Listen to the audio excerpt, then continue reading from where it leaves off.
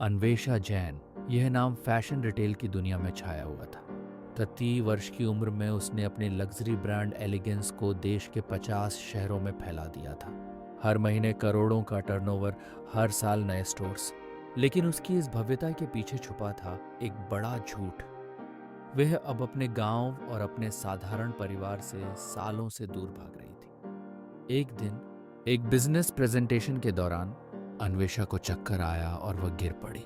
Doctor ने बताया, आपको बर्नआउट है, पूरी तरह आराम की ज़रूरत है, वरना हार्ट प्रॉब्लम हो सकती है।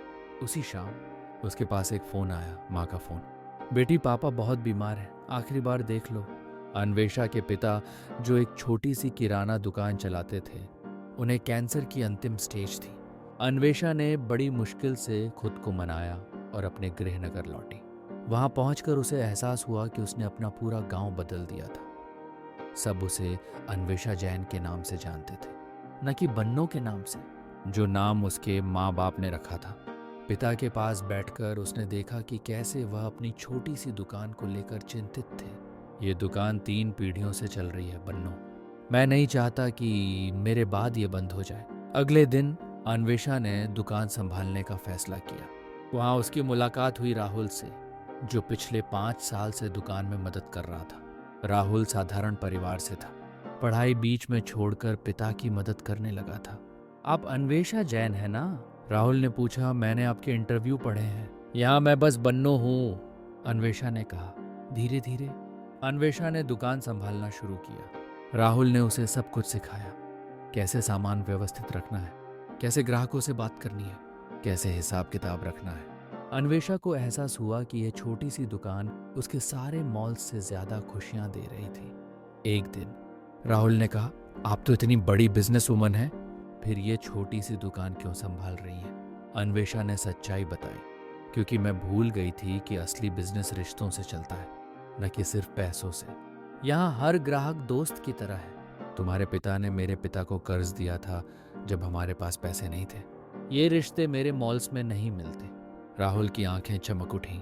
मेरे पिता हमेशा कहते थे कि जैन साहब ने उनकी जिंदगी बचाई थी। 1 महीने बाद अन्वेषा के पिता का देहांत हो गया। अंतिम संस्कार के बाद उसकी माँ ने उसे एक डायरी दी। तुम्हारे पिता हर दिन तुम्हारे बारे में लिखते थे, तुम्हारी हर सफलता पर गर्व करते थे, पर दुखी भी थे कि तुम दूर चली गई। अन्वेषा ने डायरी पढ़ी। हर पन्ने पर उसकी यादें थीं, उसकी पहली नौकरी, पहली दुकान, पहली सफलता।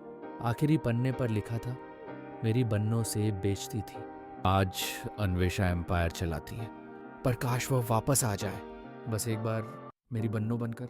यह पढ़कर अन्वेषा की आंखों से आंसू बह निकले। उसने राहुल से कहा, मैं यहीं रुक रही हूँ, ये दुकान चलाऊंगी। राहुल ने पूछा, पर आपका बिजनेस? मैं उसे ऑनलाइन मैनेज करूंगी, पर मेरा दिल यहीं रहेगा। अन्वेषा ने अपने ब्रांड का एक नया प्रोजेक्ट शुरू किया, गांव की दुकान।